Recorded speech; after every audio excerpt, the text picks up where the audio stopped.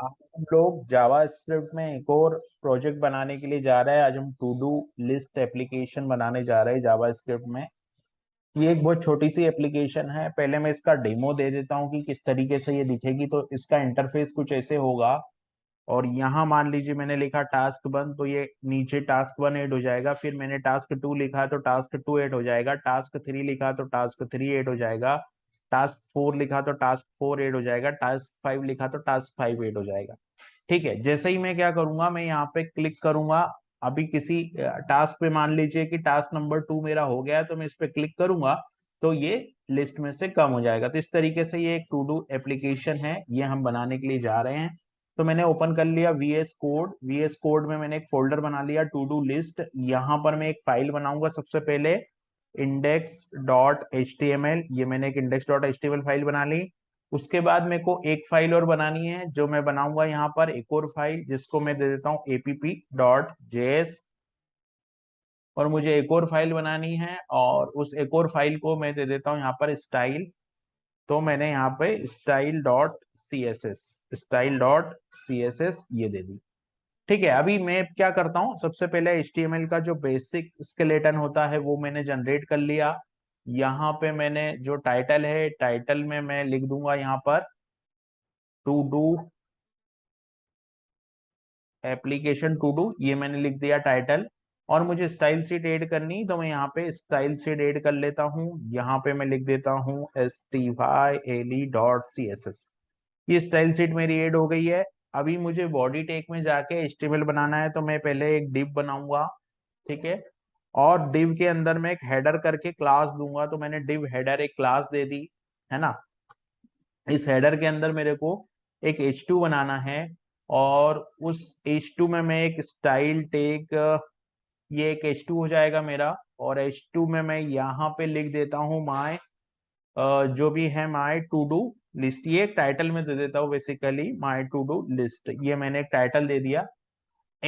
अब ये H2 हो गया है। H2 के बाद में अगर मैं इसका आउटपुट देखूंगा, तो ये कुछ इस तरीके से रिजल्ट हमको दिखाई देगा स्क्रीन पे, है ना। इसको मैं क्या करता हूँ, स्क्रीन को स्प्लिट कर लेता हूँ। तो मैं इसको इधर ले लेता हूँ और इसको यहाँ पे ले लेता हूँ। ठीक है, ये कुछ इस तरीके से दिखेगा रिजल्ट। उसके बाद में जो टू डू लिस्ट के बाद में जो दूसरा एलिमेंट है, वो है यहाँ पे इनपुट एलिमेंट। तो मैं यहाँ पे जाता हूँ, और यहाँ पे मैं एक टेक्स्ट बॉक्स बना लेता हूँ। तो मैंने यहाँ पे लिखा इनपुट, और इनपुट टाइप टेक्स्ट हो गया। यहाँ पे मेरे को एक नेम देना होगा। तो मैं यहाँ पे एक नेम एट्रीब्यूट दे देता हूँ, और नेम देने के लिए मैंने यहाँ पे इनपुट लिस्ट, नेम को मैंने यहाँ पे इनपुट लिस्ट यहाँ पे नेम दे दिया इनपुट लिस्ट। और यहाँ पे आईडी देनी पड़ेगी मेरे को। तो मैं आईडी दे देता हूँ आइटम, ये मैंने आईडी दे दी। और प्लेस होल्डर अगर हम लोग चाहें तो दे सकते हैं। तो मैं यहाँ पे प्लेस होल्डर दे देता हूँ। प्लेस होल्डर में मैं लिख देता हूँ title dot dot dot, simple. तो ये इनपुट बॉक्स आ गया यहाँ पर। अब मेरे को क्या करना है, इनपुट बॉक्स के बाद में ये डिव बंद करना, और एक कंटेनर बनाना है जिसमें कि कोई भी टू डू लिस्ट ऐड करेगा तो उसका रिजल्ट जो है उस कंटेनर में शो होगा। तो ये डिव को यहाँ मैं बंद कर देता हूँ, और एक दूसरा टैग लेता हूँ इसका रिजल्ट डिस्प्ले करने के लिए। तो मैं रिजल्ट डिस्प्ले करने के लिए एक UILI बनाता हूँ। तो मैंने लिखा UL। ठीक है, UL। तो मैंने यहाँ पे UL, ठीक है, UL बनाया। UL को मैंने यहाँ पे आईडी दे दी, आईडी एट्रीब्यूट। तो आईडी में मैंने यहाँ पे लिस्ट दे दिया, और लिस्ट के बाद में यहाँ पर एक क्लास एट्रीब्यूट दे देता हूँ मैं। तो मैंने लगाया क्लास, और क्लास में मैंने एक आइटम लिस्ट, तो ये क्लास हो गया। ठीक है, अब मुझे एक स्क्रिप्ट टैग और लिखना है। तो यहाँ जाके मैं एक स्क्रिप्ट टैग लिखता हूँ। ये स्क्रिप्ट टैग लिखा। स्क्रिप्ट टैग में मैं लिखूंगा यहाँ पर SRC, और SRC में मैं जो है वो app.js को कर देता हूँ ऐड। app.js को मैंने ऐड कर दिया, सिंपल। अब मुझे जाना है स्टाइल शीट में। तो स्टाइल शीट में मेरे को क्या करना है, कोड लिखना है स्टाइल शीट का। तो मेरे पास ऑलरेडी है कोड लिखा हुआ। तो वो मैं यहाँ पे डायरेक्ट पेस्ट करके सेव कर देता हूँ। तो आप देखोगे ये लुकआउट अभी आ गया। इसको जब फुल स्क्रीन पे देखेंगे तो कुछ इस तरीके से ये दिखाई देगा। लेकिन यहाँ पे H2 में हम लोगों ने एक प्रॉपर्टी हमको H2 के लिए भी एक कोड लिखना है, तो मैं H2 में जाऊंगा और H2 में जाके मेरे को मार्जिन 5 पिक्सल लगाना है। तो मैं यहाँ H2 में जाता हूँ, यहाँ पे मैं लिखता हूँ H2 और H2 में मैं यहाँ लिख देता हूँ मार्जिन, और मार्जिन में यहाँ पे 5 पिक्सल लिख देता हूँ। सिंपल, ये H2 हो गया, मार्जिन 5 पिक्सल हो गया। तो कुछ इस तरीके से ये दिखाई दे रहा है, लेकिन अभी आप देख रहे हैं इसकी विड्थ कुछ ज्यादा आ रही है यहाँ पे, तो हम लोग इसकी विड्थ कम कर सकते हैं।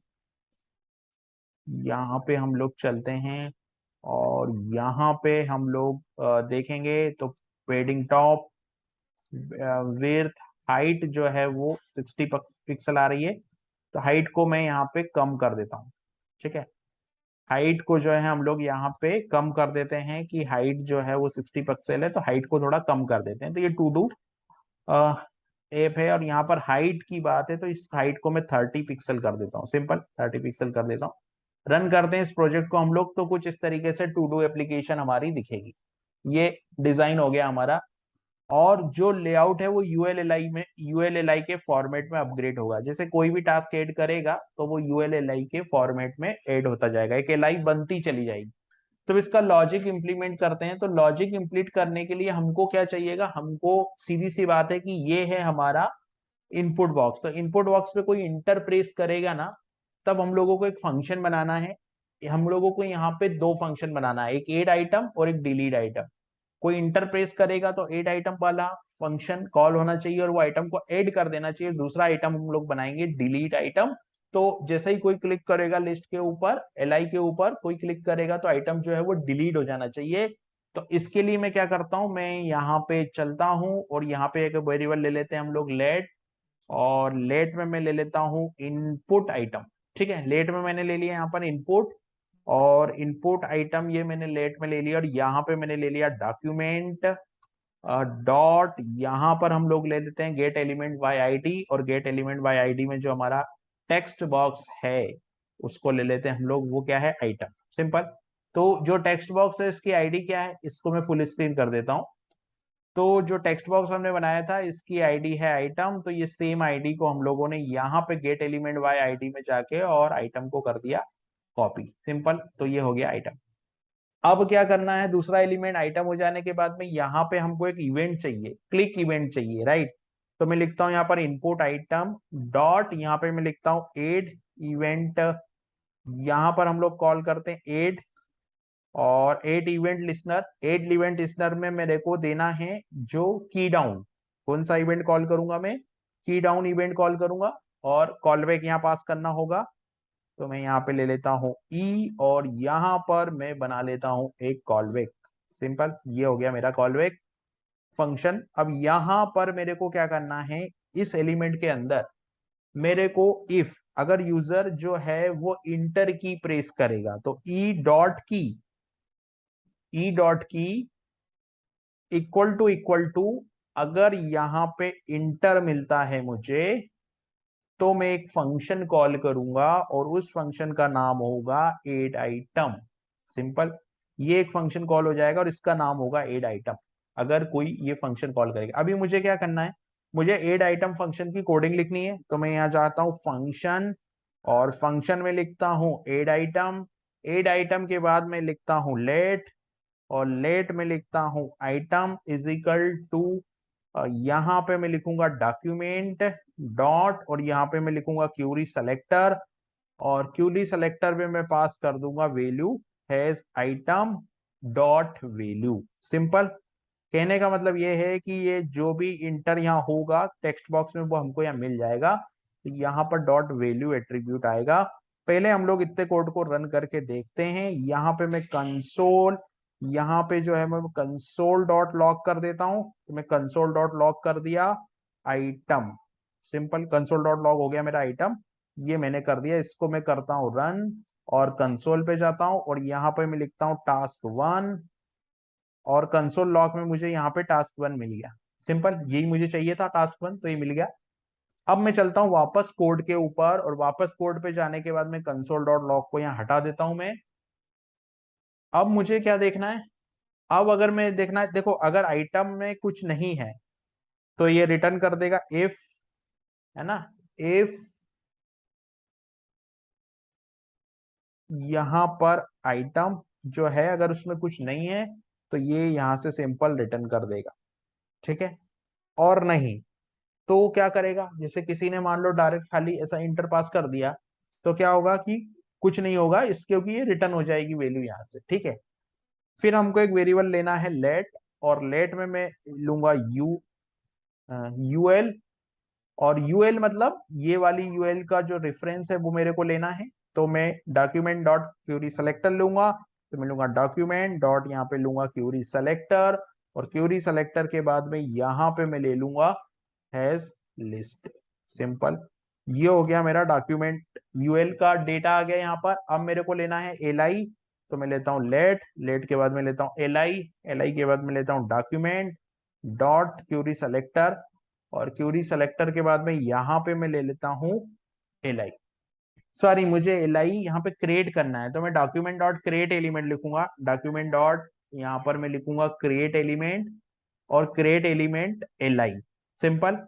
तो क्या होगा कि एक एल क्रिएट हो जाएगी यहाँ पर, ये एक एल क्रिएट हो जाएगी, और इस एल में मेरे को वो आइटम को अटैच कर देना है, सिंपल।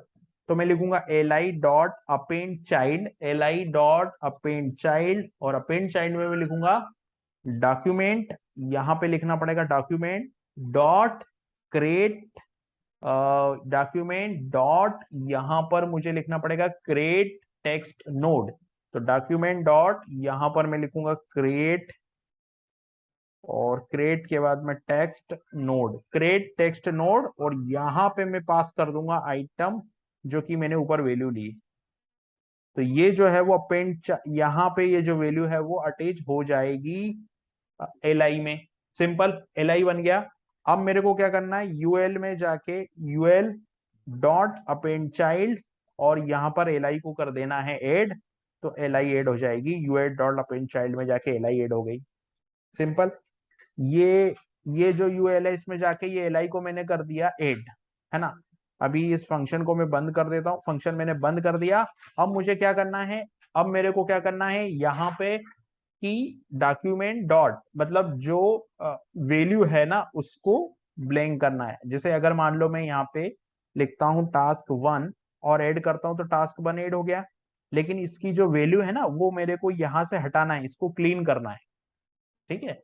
तो इसको क्लीन करने के लिए मैं क्या करूंगा कि जो आइटम है document dot Curie selector item dot value, और इसको मैं ब्लैंक कर देता हूँ, तो वैल्यू जो है वो यहाँ पर हो जाएगी ब्लैंक। तो यहाँ जाता हूँ और डॉट वैल्यू, और dot value is equal to blank.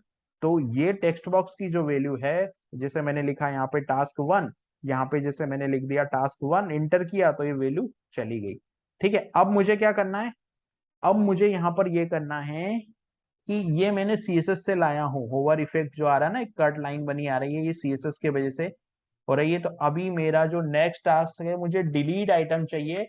तो ये जो एल आई है ना, ये L I dot, L I के ऑन क्लिक पे मैं कॉल कर लूंगा L I dot on click, और ऑन क्लिक पे मेरे को एक फंक्शन बनाना है, और वो मैं बनाऊंगा डिलीट, जो फंक्शन में बनाऊंगा डिलीट आइटम, ठीक है। डिलीट आइटम, ये मैंने एक फंक्शन बना लिया, और डिलीट आइटम फंक्शन को यहाँ पे मैं कॉल करूंगा, सिंपल। तो मैं यहाँ पे एक फंक्शन लिख दूंगा, मैंने लिखा फंक्शन, और फिर मैंने लिखा डिलीट आइटम, और फिर ये लिखा ई, क्योंकि ये एक इवेंट पे कॉल हो रहा है तो यहाँ पर ई मिल जाएगा। और फिर मेरे को लिखना होगा लेट, तो मैंने लिखा लेट यू एल, तो मुझे यूएल का रेफरेंस चाहिए, तो मैं document dot Curie selector list ये यूएल ले लूंगा, तो यूएल आ गया। तो यहाँ पर मैंने यूएल का रेफरेंस ले लिया, यहाँ पर यूएल इज इक्वल टू, ये यूएल आ गया मेरा। अब मुझे क्या करना है यहाँ पर कि यूएल डॉट रिमूव चाइल्ड, यहाँ पे रिमूव चाइल्ड, और रिमूव चाइल्ड में क्या पास करना पड़ेगा, E dot target. E dot target का मतलब होगा कि जिस पे क्लिक हो रहा है ना, तो ई डॉट टारगेट, और ये सिंपल रिमूव चाइल्ड में जाके मुझे ई डॉट में जाके यहाँ पे टारगेट ये पास करना पड़ेगा, ई डॉट टारगेट।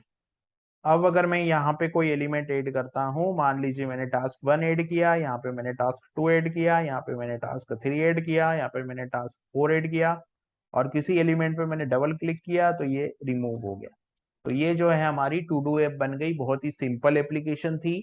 अभी हम लोग इसको अच्छा डेकोरेटिव करके अच्छा सा सीएसएस लिख के और रिस्पॉन्सिव बना के और भी इसमें सुधार जो है वो किए जा सकते हैं। अभी यहाँ पर देखो ये फोकस एलिमेंट आ रहा है ना, तो ये आउटलाइन यहाँ पे आ रही है, आइटम डॉट फोकस आउटलाइन। और यहाँ पे ये जो सीएसएस है यहाँ पे होवर, होवर के बाद में टेक्स्ट डेकोरेशन लाइन थ्रू एक प्रॉपर्टी होती है, तो मैंने ये प्रॉपर्टी यूज की है यहाँ पे इस लाइन को दिखाने के लिए, यानी कि इस लाइन को दिखाने के लिए मैंने ये प्रॉपर्टी यूज की। तो इस तरीके से हम लोगों ने टू डू लिस्ट कंप्लीट की।